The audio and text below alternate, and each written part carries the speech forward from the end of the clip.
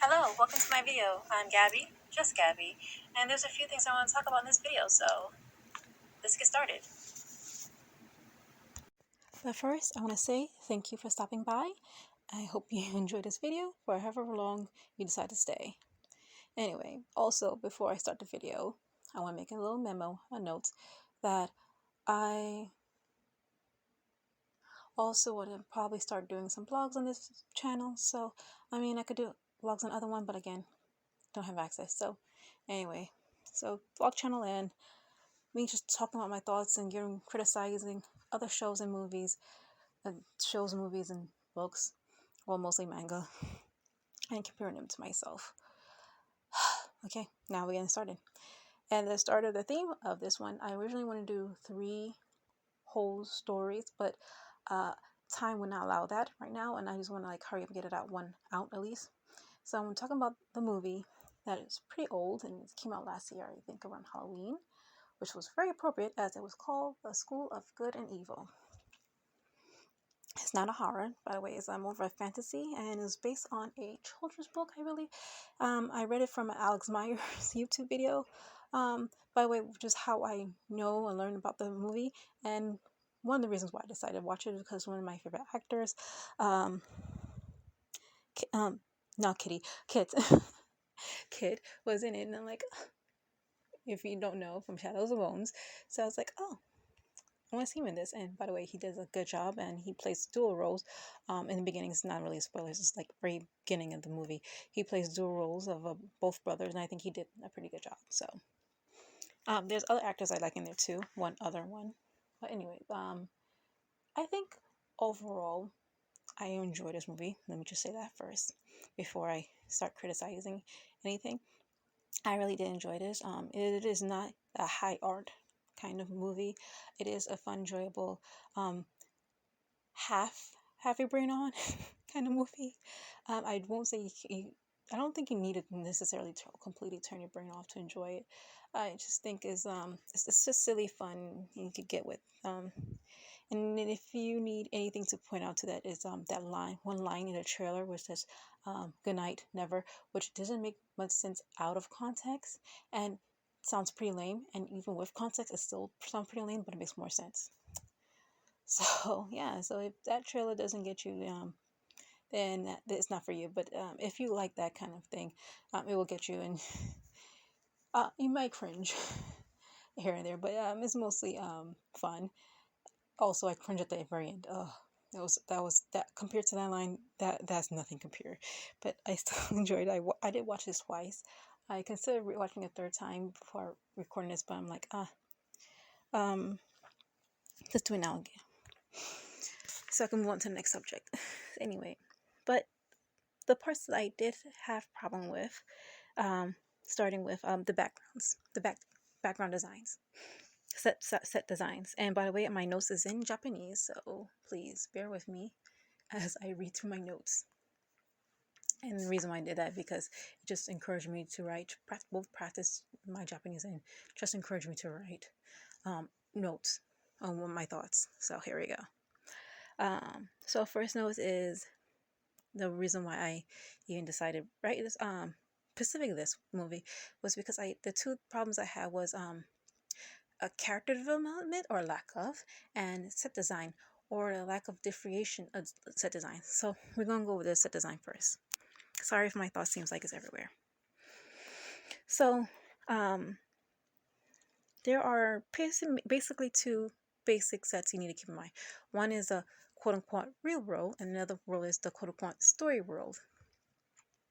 And from what it seems like, according to the story, not even what I'm making this up, is yeah, they said it's supposed to be like 2 separate worlds.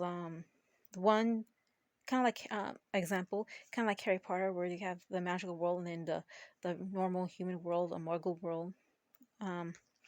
Yeah, so that's where it is, and it even has a character in the story quoting "another time, another world." So that's assuming that it's supposed to be different. But when you watch the movie, to me, it doesn't seem like there is any difference between that world in the story world, it actually looks like you could walk to the castle from the town. That's how close and similar they look in design. The only thing difference is that the school is a little bit more fancy. Even the evil school is just a little fancy. Again, just like down the road where all the rich people live. That's the kind of feeling I get from the set design. Um, and there is a water in the lake, so I guess it should be further down. It's a little bit. So yeah, it's just a little bit further down. You can still walk back. I don't. So with that said, it does give me a sense of like what is the set in the world? Like how far is it technically, literally separate, or is it like down the road, close to the ocean, kind of place? I don't know, and it doesn't give me that sense. And I guess it kind of pulls over it. And then also I understand movie have times and they did their best to accommodate it, but it just I think where it drops is like they should have did more of I don't know how again I'm not comparing this to the book because I didn't read it, but they should have done more to convey that the world that the human world, the regular world, is more different. I think that would have been a stronger device, making the real world more stand out because I don't even know the time period where the human world takes place because at first I thought it was medieval because of the way they dress and how they transport ride carriages and stuff like that. Not that like the open wagon, stuff like that. I was like, oh, okay, so is this like medieval times? Mostly because of dress and the buildings. Then when I look at then in the context when they say, oh, they go to school. And when I say they, I mean the girls go to school. And in medieval times, girls don't go to school. So I'm like, okay, so this is more modern times. And top of that, they have a small bookstore that looks pretty close to modern. And I'm like, okay. And then their clothes looks medieval, like what takes place in medieval times. So I'm very confused at the time period where this place, the real world takes place, and it's very confusing. Whereas the school place, they do have like uh more of a not medieval, but more of like romantic, whatever kind of. So it looks like you more ahead of the time of the real place, I should say. It looks more of ahead of its time. Then again, the main character dream of being in one of these balls. So I'm like, is it the same time? Is it the same time period? Are we living the same time period, just different locations? I am very confused of the setting of this world building, and it drives me crazy to the point that I decide to write this. This is the reason why I started it, by the way. It's because I wanted to this whole YouTube video is because I wanted to talk and complain about this story. Yeah, this story, this that they didn't set a set design, and then when I'm comparing it to my own story, I realized while I was writing the one in English, first story, yeah, it was just going to be like a regular written book with a lot of illustrations in it, compared to my other stories, which is graphic novel. I forgot, and especially after watching what's his name? Uh I wrote it down somewhere. Crimson. Yeah, Crimson. I forgot the rest of his YouTube channel name, but yeah. Um, after watching his video and realizing, specifically his video, talking about after, how I also lacked to explain until the very end because it was around that time I was watching his video the setting of my story, but also because I didn't really understand the setting of my story. So how can I expect others to understand it if I don't understand it? And that's kind of feeling I get with the setting, and again, nothing based on the book, just based on the movie alone, about how I feel about the set design and backgrounds. I don't understand it, and so I'm trying to avoid that. And so in my third rewrite, I'll make sure I include enough descriptions where you can get an idea of where and when the story takes place. So. And the second thing I want to talk about and criticize a little bit, uh, not to harbor on it harshly, but it didn't bother me as much, but it is enough of a note to enough to make note of is the lack of character development in one particular character, which is Sophia. Yeah, Sophia. Oh, by the way, going back to set time date, they also when I was talking about clothes, the one clothes I would like not to change is Aggie's. I do like that she's wearing pants to show how different and how much of a outcast she is compared to the rest of the town. I think that's nice. Anyway, back to when I was talking about character set design. When it's time to not character set design, character development. Sophia's got character. She is supposed to show like she's becoming more evil and going with uh, not just going with her, but like becoming one of her classmates in the school of evil. Like she's supposed to be becoming bad, but um, up until the very end, I do not believe it. And they haven't even have a montage where she show her like she's getting along with her classmates, and I'm guess is that supposed to show her she's evil? Because all I see is her just getting along with her classmates, and maybe she's showing Agatha more attitude. Yes, but that does that make her evil? No, it makes her a whole different kind of thing. I don't know if I should say it, um, but it makes her not evil, not wicked, more of a cunt. Yeah, I'll go with that word.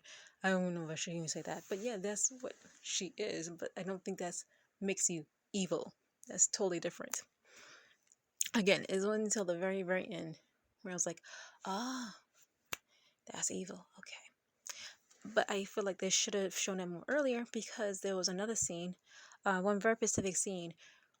I'm going to compare it to the very first scene where she shows into it. A little spoilers warning right here. So in the beginning, she and Agatha was in town, and Agatha was being harassed, and she saved her. Okay, fast forward. This is after she had the evil montage, and so she's was Agatha.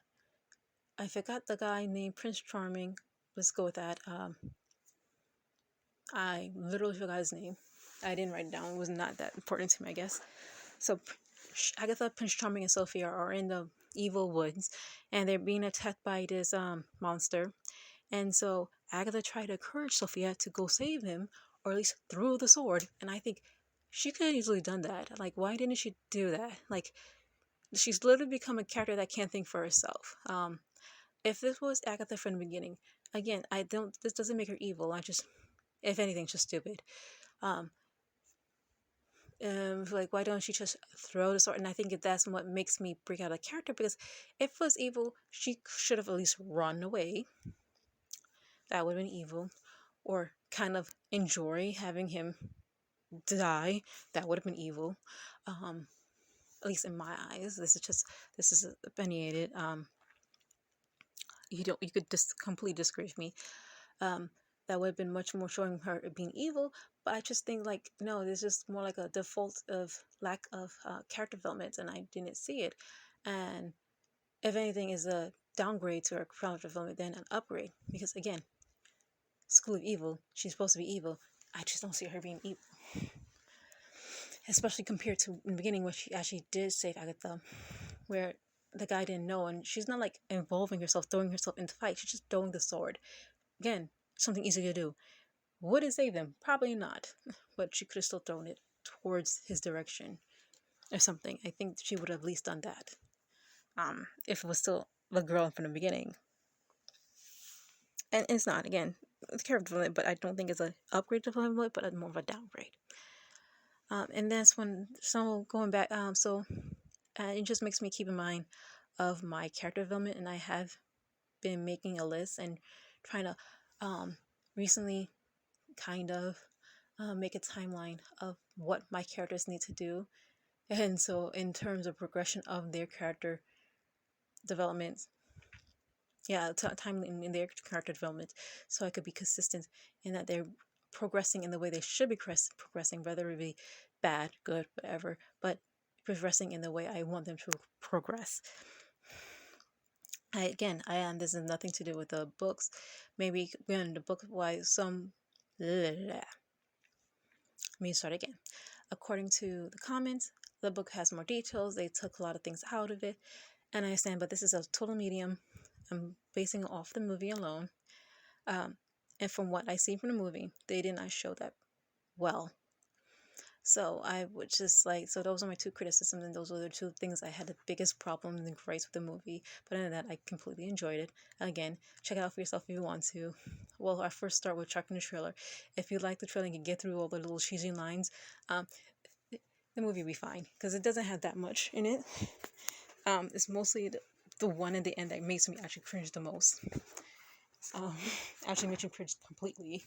But anyway, yeah, that's it. Thanks for stopping by for however long.